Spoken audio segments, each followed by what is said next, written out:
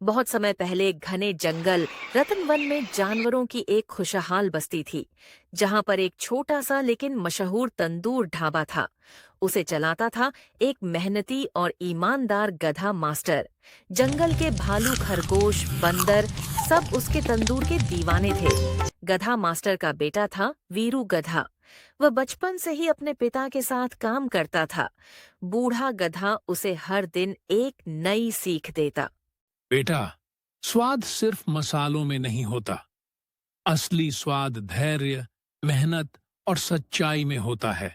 वीरू ध्यान से हर बात सीखता। वह समझ गया था कि तंदूर की आंच कब तेज करनी है और कब धीमी। मसालों की खुशबू से ही वह पहचान लेता कि कौन सा मिश्रण सही है। धीरे धीरे पूरा जंगल कहने लगा कि एक दिन वीरू अपने पिता से भी बड़ा उस्ताद बनेगा। लेकिन किस्मत की चाल कोई नहीं जानता। एक दिन गधा मास्टर अचानक बीमार पड़ गया। गधा मास्टर की बीमारी दिन ब दिन बढ़ती गई।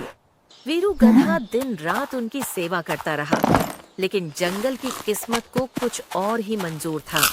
एक सुबह बूढ़े गधा मास्टर ने हमेशा के लिए आंखें बंद कर लीं। पूरा रतन वन शोक में डूब गया। तंदूर की आग पहली बार ठंडी पड़ी थी। मास्टर के जाने के बाद मुश्किलें शुरू हो गईं। ढाबे पर उधार था, अनाज का कर्ज था और लकड़ियों का हिसाब बाकी था। मजबूरी में वीरू को वह ढाबा बेच देना पड़ा। नया मालिक बनी एक चालाक और लालची लोमड़ी धनपत। लोमड़ी को स्वाद से ज्यादा मुनाफा प्यारा था। उसने वीरू से कहा, अब तुम यहाँ मजदूर की तरह काम करोगे। दिल पर पत्थर रखकर वीरू मान गया, क्योंकि उसके पास कोई और रास्ता नहीं था। वह सुबह से रात तक मेहनत करता, लकड़ियां काटता, तंदूर जलाता, मसाले मिलाता। धीरे धीरे ढाबे पर फिर भीड़ बढ़ने लगी, क्योंकि स्वाद वही पुराना था, गधा मास्टर वाला। लोमड़ी खुश तो थी, लेकिन अंदर ही अंदर जल भी रही थी। उसे समझ आ गया था कि असली ताकत वीरू के हुनर में है। एक दिन वीरू ने हिम्मत करके कहा, मैं पहले से ज्यादा काम कर रहा हूँ। कृपया मेहनत आना थोड़ा बढ़ा दीजिए। तेरी हिम्मत कैसे हुई? अगर काम करना है तो कम दाम में कर, वरना जंगल छोड़ दे। यह सुनकर वीरू का दिल टूट गया, लेकिन उसका स्वाभिमान जिंदा था। उसने उसी वक्त तय कर लिया, अब वह किसी के लिए नहीं, अपने लिए काम करेगा। लोमड़ी के अपमान के बाद वीरू गधा भारी मन से घर लौटा। उसकी आंखों में उदासी थी, लेकिन दिल में आग भी थी। उसकी पत्नी माला गद्दी ने उसे चुपचाप सुना और फिर बोली, तुम गधा मास्टर के बेटे हो, हुनर तुम्हारे खून में है। दूसरों की गुलामी क्यों? अपना तंदूर खुद क्यों नहीं शुरू करते? ये शब्द वीरू के दिल में उतर गए। अगले ही दिन उसने अपने पुराने दोस्त सोहन बंदर से बात की।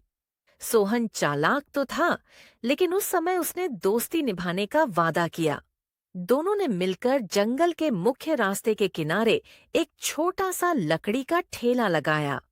ऊपर पत्तों की छत बनाई, नीचे मिट्टी का तंदूर जमाया। नाम रखा गया, वीरू का देसी तंदूर। पहले दिन सिर्फ खरगोश और हिरण आए, लेकिन जैसे ही वीरू ने मसाले डाले और तंदूर की आंच तेज हुई, वही पुरानी खुशबू हवा में फैल गई और धीरे धीरे लाइन लग गई। शेर ने पहला कौर खाकर कहा, यह तो गधा मास्टर वाला असली स्वाद है। वीरू की आंखों में चमक आ गई। उसका आत्मविश्वास लौट आया। दिन ब दिन ग्राहक बढ़ते गए। ठेला छोटा था, लेकिन मेहनत बड़ी थी। लेकिन दूर बैठी लोमड़ी धनपत यह सब देख रही थी, और उसके मन में जलन की आग भड़क उठी थी। जंगल के मुख्य रास्ते पर वीरू का देसी तंदूर दिन ब दिन मशहूर होता जा रहा था। सुबह होते ही खरगोश लाइन लगा देते, दोपहर में हिरणों की भीड़ लगती और शाम को शेर, भालू और जंगली सांड भी वहीं खाने आते। तंदूर की खुशबू पेड़ों की टहनियों से टकराकर पूरे रतन वन में फैल जाती। ये सब देखकर लोमड़ी धनपत के मन में जलन की आग भड़क उठी। उसका बड़ा ढाबा खाली रहने लगा था। उसने सोचा, जब तक वीरू का स्वाद है, मेरा मुनाफा वापस नहीं आएगा। एक शाम लोमड़ी ने चुपके से सोहन बंदर को अपने ढाबे पर बुलाया। उसने मीठी आवाज में कहा, सोहन, तुम इतने समझदार हो, कब तक इस छोटे ठेले पर मेहनत करोगे? अगर तुम मुझे वीरू के मसालों की गुप्त पोटली दे दो, तो मैं तुम्हें अपने बड़े ढाबे का मैनेजर बना दूंगी। आधा मुनाफा भी दूंगी। सोहन के मन में लालच जाग गया। उसने दोस्ती और भरोसे को भुला दिया। उस रात जब वीरू गहरी नींद में था, सोहन चुपके से तंदूर के पास गया। उसने लकड़ी के बक्से से गुप्त मसालों की पोटली निकाली और अंधेरे में लोमड़ी को दे आया। अगली सुबह वीरू ने जब तंदूर जलाया और मसाले ढूंढे तो पोटली गायब थी। उसने जैसे तैसे सामान्य मसालों से काम चलाया, लेकिन स्वाद वैसा नहीं रहा। ग्राहकों ने महसूस किया कि कुछ कमी है। दूसरी तरफ लोमड़ी के ढाबे पर अचानक वही पुरानी खुशबू फैलने लगी। वीरू का मन घबराने लगा। उसे समझ नहीं आ रहा था कि अचानक सब कैसे बदल गया, लेकिन उसे अंदाजा हो चुका था, कहीं न कहीं उसके साथ बड़ा धोखा हुआ है। धीरे धीरे वीरू के ठेले पर भीड़ कम होने लगी। जो जानवर रोज लाइन लगाते थे, वे अब लोमड़ी धनपत के बड़े ढाबे की ओर मुड़ जाते। वीरू समझ नहीं पा रहा था कि आखिर अचानक स्वाद कैसे बदल गया। एक शाम उसने देखा कि सोहन बंदर उससे नजरें चुरा रहा है। वीरू का दिल धड़क उठा। उसने शांत आवाज में पूछा, सोहन, क्या तुम कुछ छुपा रहे हो? सोहन पहले तो मुकर गया, लेकिन जब जंगल के तोतों ने बताया कि उन्होंने रात को उसे लोमड़ी के ढाबे की ओर जाते देखा था, तो सच्चाई सामने आ गई। सोहन शर्म से सिर झुकाकर बोला, मैं लालच में आ गया था।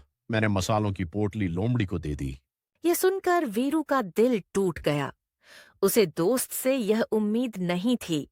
उसकी आंखों में आंसू थे, पर आवाज शांत थी।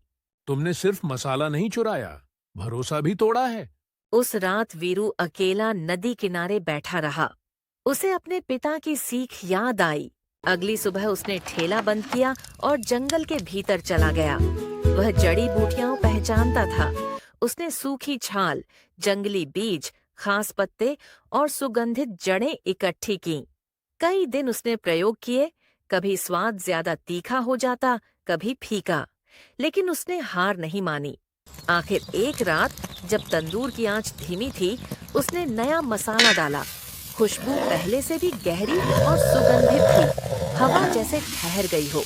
उधर लोमड़ी के पास चोरी वाला मसाला धीरे धीरे खत्म हो रहा था। उसे असली तरीका नहीं आता था।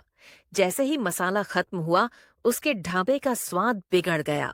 ग्राहक नाराज होने लगे और इधर वीरू ने तय कर लिया था, अब वह पहले से भी ज्यादा मेहनत करेगा और अपने हुनर से सबको जवाब देगा। कई दिनों की मेहनत के बाद आखिर वह दिन आया जब वीरू गधे ने अपने नए मसाले को पूरी तरह तैयार कर लिया।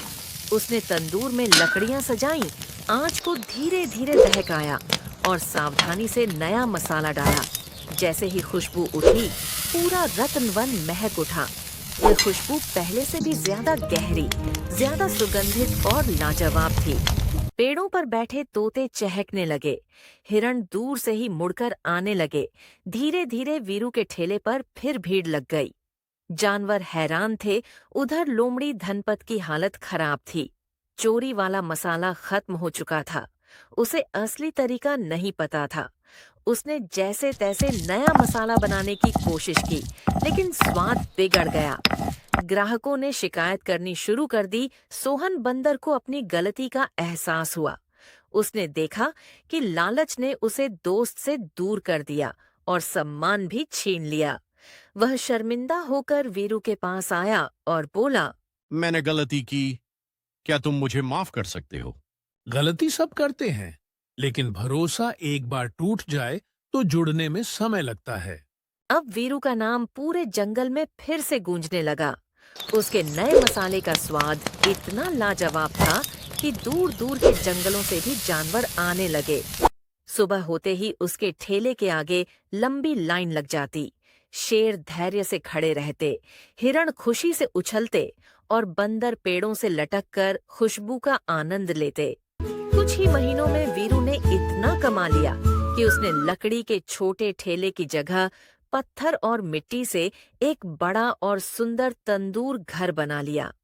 प्रवेश द्वार पर उसने अपने पिता की याद में नाम लिखा, गधा मास्टर का असली जंगल तंदूर। अब यह सिर्फ एक ढाबा नहीं था, बल्कि ईमानदारी और मेहनत की मिसाल बन चुका था। उधर लोमड़ी धनपत का घमंड पूरी तरह टूट चुका था। उसका ढाबा लगभग खाली हो गया था। एक दिन वह शर्मिंदा होकर वीरू के पास आई और बोली, मैंने लालच में गलती की, मुझे माफ कर दो। मैं तुमको माफ करता हूं, लेकिन याद रखना, हुनर पोटली में नहीं, दिल और दिमाग में होता है, और बरकत सिर्फ सच्चाई से मिलती है। उस दिन के बाद रत्नवन में एक नई सीख फैल गई। लालच और धोखा कभी टिकते नहीं, लेकिन मेहनत और ईमानदारी हमेशा जीतते हैं।